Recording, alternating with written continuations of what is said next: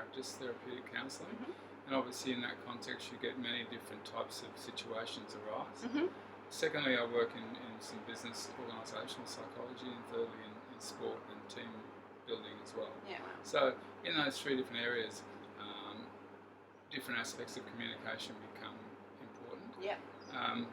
I think in general, my job is to understand my client or my clients if there's a group of them. Mm-hmm. And so in doing that, the obvious thing I've got to do is be able to communicate effectively, Yeah, so that I can get to the specific aspects of what the issue is Mm-hmm. as quickly as possible.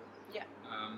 And so my listening skills are really important in that area. Mm-hmm. And so if I'm talking in a counselling context with somebody, I'm asking questions and listening very carefully to the way they respond, not just the information that they give me, but their response to that question, how comfortable they are with it, and then the information that they give me. So I've got good background information, and that I'm not jumping too quickly to an assumption on my behalf that the issue that needs to be focused on is this or that. So I've got to just very gradually work through the information, and I often find that if my listening skills are operating effectively, there'll be a key part of their story, which seems to be the important aspect that we need to deal with. Yeah, definitely. Okay. Now you briefly touched on questioning there as well. Yeah. So Yeah. is that a sort of particularly important skill that you find in day-to-day practice that you use quite frequently, or? Absolutely. I mean, my experience is that questioning is one of the real strong keys to any communication. Understanding the person you are talking to and what goes on for them is critical in getting to the important aspects of the conversation. The other thing that happens in my job as a psychologist, and it's well documented, that the ability of us to develop rapport with our client is a key, and the research shows that most of the important successful change that we achieve comes from the quality of that rapport. Yeah.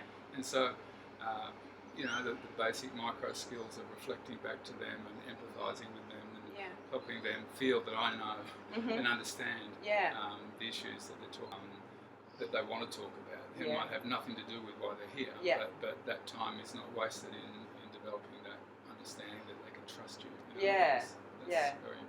Trust seems to be a pretty key part of it all. Absolutely. Yeah. I think we're human nature, isn't it? I mean, we develop friendships, we become close to some people, and we trust them. We trust them with our information, and that's a key part of communication. I think there's a lot of superficial communication that goes on, and I think Jess, that's something that I enjoy about my job, because I've got permission to ask those kind of questions and have an interesting conversation that can help people. Yeah. And I mean, I'm just starting out, obviously, first year, so there's a lot that I'm learning about myself with communication. Yes. And I know I sort of sometimes find, I mean, I guess I can be a little bit opinionated sometimes, and sometimes I find when I'm listening to people, I'm just waiting to kind of give my opinion, which is often not necessary and often not appropriate. Yeah.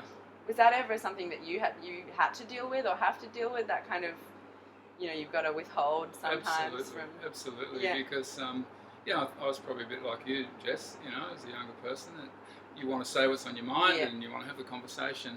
And I think as a psychologist, you realise fairly quickly that that's not going to get the job done. And people are coming to you to talk about them, not about you. Yeah. And so you do learn that, but I think the other skill that you develop in this context is to be able to listen patiently, and even be comfortable with pauses and quietness, which that was something that wasn't natural to me. I found that quite difficult at first, but now once you practice it, you realise that they will fill in the gaps for you, and it's an important thing in a psychology counselling context, because people need time to think, and people need, and if you give them that pause, then that opportunity will bring out information that wouldn't have otherwise come out.